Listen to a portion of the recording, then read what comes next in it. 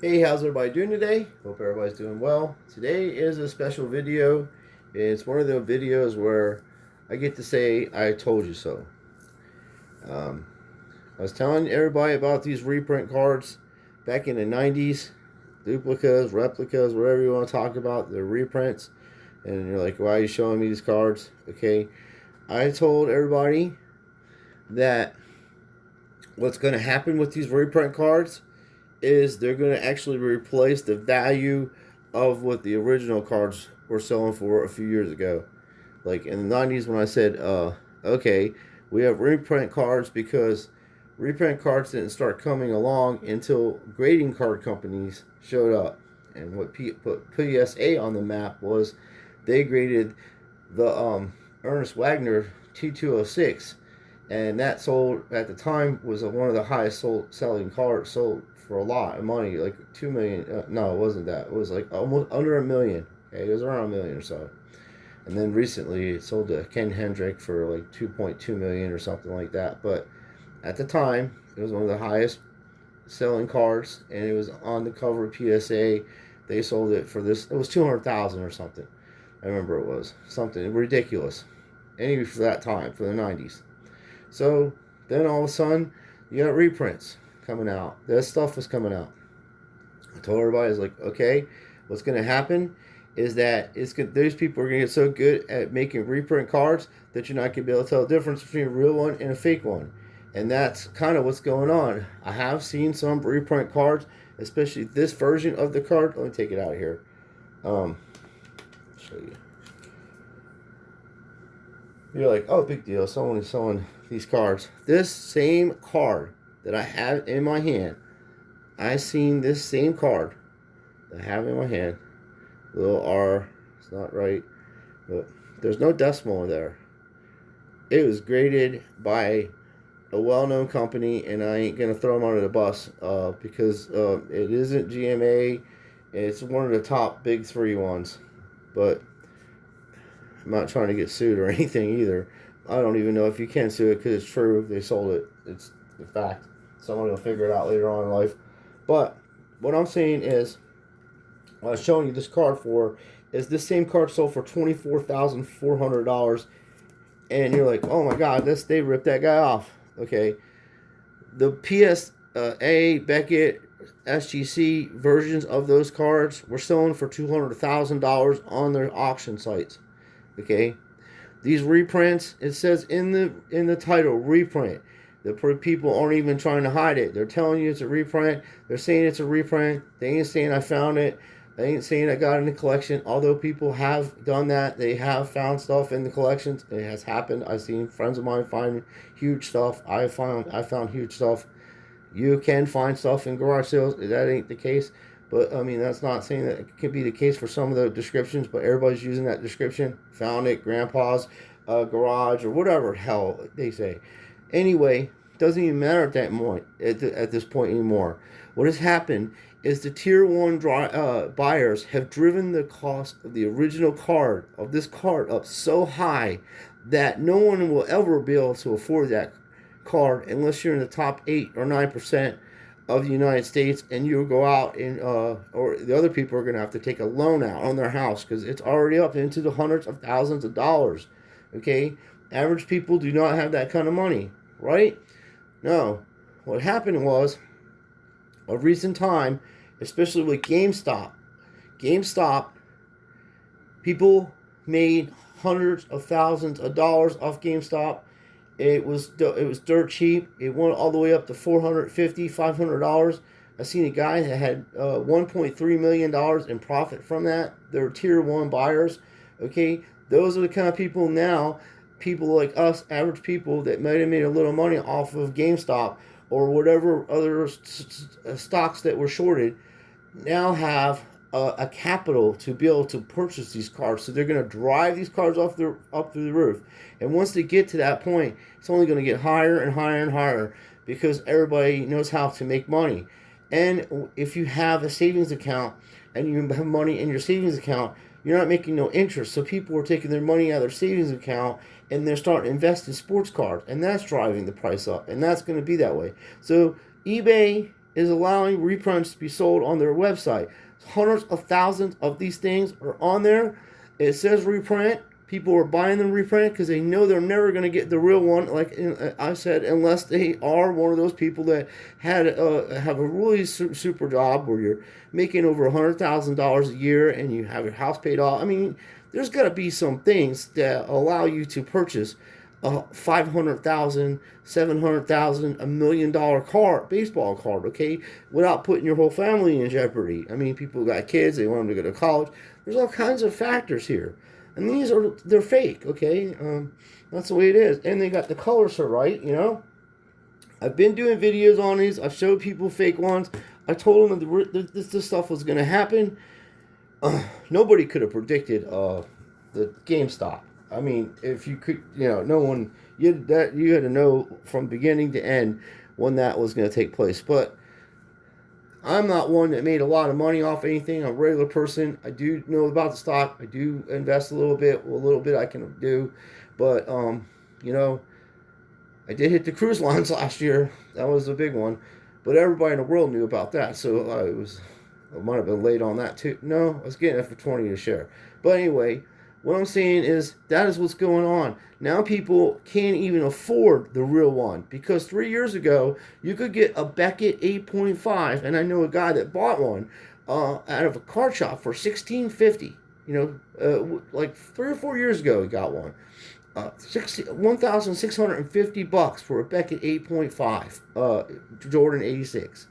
Now they're hundreds of thousands of dollars, and I said that this was going to happen.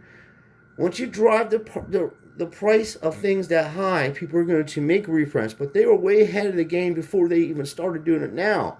Now they got better computers. They got better technology. Things will look better. They'll get a real one. They'll duplicate it. There's probably machines out there that can actually take the exact images and put everything exactly the way the original is. And they can probably get the same cardboard. Who knows? So people are just like, okay, well, I can't afford, you know, $700,000 for a Michael Jordan 86 Flair rookie card when it's really not even his real rookie. It's his first appearance on the Flair, and their first year doing it that way because there was a problems with companies doing basketball cards and sports and stuff like that back in the day. That's where Star came from, and really this card right here, in my opinion, the 85 Nike promo, which I have graded and it's straight, and I've had it for a long time, came back to 6. I believe this to be his real rookie card. It started everything. It started the shoes. It started everything there is to do that everybody knows Michael Jordan for, besides you know, winning mad championships. And then, of course, the 101 star. And then this came along, and then everybody that was playing in that season, prior to that, in that season, and before that, it was everybody's rookie card. Larry Bird's rookie card, you know, although Larry Bird had a tops, the 80s. So Charles Barkley, I think I had one too, maybe. I have to think.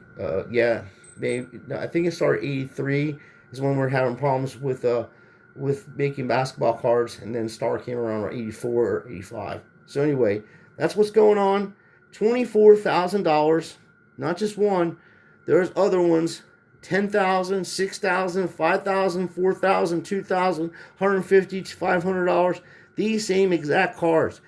I found cards like this in my like when I buy collections. I used to buy them off the internet back in the day. Had a bunch of them, and I'd give them out to my family and my friends during Christmas times and birthdays. And you know, if you have them now, what I'm saying is at this point, the cat is out of the bag. The dogs are loose. You might as well flood the markets with these things until people get tired of dealing with it. Let eBay flood them. Flood the market. Put as many of them things you can put on eBay and wherever else you can put them until there's no more of them. Because I already tried to say not to buy them. I was telling people, be careful buying them. And if you're going to buy them, hold on to them. Who knows what's going to happen? Because they're going to drive the price of the Fleer 86 original card up so high that the reprints are going to be worth money. And, you know, and I didn't agree with the fact that people selling stuff that isn't original on, you know, for sale. But I do not also agree with tier 1 buyers driving the market up so high and so far out of reach that the average person would never be able to afford something like that. A few thousand somebody can afford. I mean, like a PSA 1 of this car is like $20,000 or $30,000 or something ridiculous. It might even be higher than that. I've seen some outlandish prices. There's a guy on eBay. He had GMA Authentics. He was selling them for like $2,000 a piece. They were real, I think, I guess. I mean, they looked real to me. Everything looked straight. They were pretty crappy. They had hole pins in them. There was dirt on them, but they looked everything looked correct. The colors looked correct. The flags looked correct. The only problem was when I called, I called GMA and I said, "Yo, man, did you grade any authentic Fleer cards, 86 Jordans?" And the fellow was like, "Yeah, I graded 2 of them." I said, "Okay, because whoever you graded it, whoever has those cards, has got the market flooded with them. Like he didn't just have those 2. He had listed 2, and then he had listed somebody either photoshopped his card, snapshot his card, or whatever they did. They had flooded the market with them things. There must have been 15 to 50 of them, all in one thing. One sold for $2,500, another one for $5,000, another one for like $10,000, another one between $10,000 to $7,000. So reprints is what the best that people are going to be able to buy. That's how they did it. The tier 1 buyers have driven the cost of these cards up so high. So the only way to bring the cost of those cards back down is to flood the market with these reprints, since they wanted to drive the market up so high and make it unrealistic for people to buy things that everybody should be able to afford within reason. So in return, give them the same goose that they gave you, because they started this crap, and that's how this all started. You had to send your card in to PSA to say, "Oh, that this is a real one," and then they say, "Okay, well, PSA said that's real," and then someone said, "Okay, we're gonna put it on the auction, and it sells for $750,000," and then people are like, "What? $750,000?" So there's the machines going and all that, but they had already started making reprints before any of these cards sold like that. So they were way ahead of the game. Whoever is involved in that grifting, that angle that they're using, that's what's up. So I made videos for years and years and years about this. Said it was going to happen, telling you what's going to happen. So people want to buy the reprints now. They literally want to buy them. If they're in good condition, they will pay. What was it? Somebody just bought one today for $24,300 and some change off eBay. Reprint. This card right here. So if you got a few of them cards right there, buddy, you got 24,000. Put it on auction. Start the auction at $100. Tell them reprint everywhere in the description, everywhere. See if they take it down. Write nasty stuff. Say, if you buy this card, you're dumber than a box of rocks, because this is as fake as it gets. And then if they still buy it, then they don't care. That's as simple as you can be. And then if eBay says, "Well, did you list it right?" Say, "Did you read the description, my man?" And they'll say, "Oh, yeah, if you buy this card, you are dumb as a box of rocks. This is a reprint." And then that covers you. I'm making a joke out of it, but the fact of the matter is, the reason why it's this way is because tier 1 buyers are driving the cost of these cards up so high that it's going to be like that with everything. Oh, these jerks that were trying to tell you that none of this 90s stuff was worth anything, guess what? It's been worth stuff for a long time. What they were doing is trying to weed it out and let it age. They already had their stats. They already had everything. Most of these people that do that stuff. All those 90s aren't no good. Yeah, well, last time I checked, the 93 Upper Deck SP foil went for a nice penny. That was like almost $1 million. I'm sorry, it was 100,000. My bad. Not $1 million. 100,000. It'll be $1 million in a few years, but right now it's 100,000. So yeah, they're full of crap, and the steroid era and all that, they're full of crap with that too. Pitchers were taking steroids too, and you got to hit the ball too to make it go. So, and if you're going to change all the rules and the way baseball is right now, it's not even the same game. So anyway, this is what's up. Flood the market. And then when they have enough of it and they stop letting you put them on there, they'll realize they have to drop the prices of these cards down, or people are going to do it again. because I hate to say to crash the economy like that, or even suggest that it may do that or whatever, but it is to the point where it's gotten so outlandish and so ridiculous that people are just, they're grifters. All of these people that have these channels make telling you about huge investments that they make, and they open up cards from boxes from 1988 basketball and 1987 Fleer. They are millionaires, or they got sponsors and they're grifting. They know your ass ain't gonna be able to get nothing like that, and they probably got eBay business from you sending stuff into them for having a cool channel, and then they just post it on eBay because they don't care. A lot of them are grifters. They're full of shit. They don't care about you. They don't care about none of that stuff, except they want your subs, and they want your donations, and they want you to buy stuff from them, and they want you to not to listen to what they're saying because they already got those cards graded. Like, oh, go out and buy Zion Williams, or whatever advice they may give you on whatever cards they may give you. Keep in mind, anything that they're doing on their channel, opening up boxes, showing you graded cards that they got back, or whatever, they already had that stuff. So now they planted the seed for you to go out and buy them, and that's where they unload their PSA 7s, their PSA 8s, that kind of stuff on you.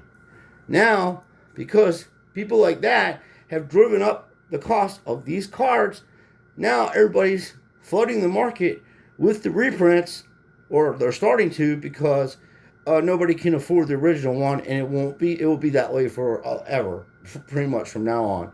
It would have to be something colossal for them to drop the price of a $750,000 Michael Jordan card back down to, $2,000, $3,000, $10,000, even $30,000 at this point. That's way out of reach. From now on, it's going to be in the hundreds of thousands. That's what it's going to be. PSA 10, hundreds of thousands. They're going to make PSA, they already do. They make fake PSA containers. You got to look on the back of them and get the numbers and do research on that too. If you're going to put that kind of money out, unless you want the fake container with the fake card in it and pay $1 million and say, well, I got the fake container and I got the fake card. What do you got? And the guy's like, well, I just got the real one. I got it back. Whatever. I'm trying to be light about it, but there's no other way to fix this, man. No other way to fix it. It's done. It's a done deal. Stick a fork in it. It's finished. If you have these cards, you need some money, put them, post them. Reprint. Just list it in there. And as I said, you can even use my saying, whatever words that you want to describe it. That's how I would do it. And I don't know, man. I just was looking at that. It's crazy. This is insane. The reprint cards of Michael Jordan are selling for the 20s and thousands of dollars or higher. And in between that, and everybody knows it's reprint. And that's worldwide auctions too. Worldwide auctions. Just put it on. Let it flow. You know what I mean? Because people in other countries can't get these cards. And that's probably what I think is going on too. They'd rather have a reprint and then probably grift somebody over there, or maybe just hold on to it because he is one of the greatest that ever played any professional sport at his position, for sure. So this is my video, my little rant, and you need to go check out Extreme Card Breaks. The guy is good. He does videos on grifters. Sometimes he calls them out, sort of like I'm doing. I know that people are going to be pissed that I'm saying to do this, but I don't care. It's gotten to the point, if you don't do this, the cards are going to be so expensive, you will not be able to buy anything. It's all going to go like that. There has to be a check and balance. And if these cards are made and they're real, that's Jordan on there or whatever, I already made videos on about how many were going on years ago, and now it's totally through the roof. So, and it's an open market, There is a supply and demand for reprint cards. Total supply and demand for it. Nothing shady about it. No shenanigans. Just tell it how it is. This card is faker than a $3 bill. Period. If you'd like to purchase this, you would have, the ability to own a fake $3 Jordan Michael card. Michael Jordan card. It comes with a top loader and a paint sleeve, and will pack it correctly for you. And since I feel so bad for you, I will actually throw in cards that are valuable, more valuable than the one I'm selling you. But according, it isn't even that now. So I was making fun of that before like that. I was slamming them. But now it's a whole different ball game because now there's actually a market for this stuff. There's literally a market for this. No doubt, 100%, straight aboard. People are banging these cards out and they're just ridiculously priced. As I said, it's open season.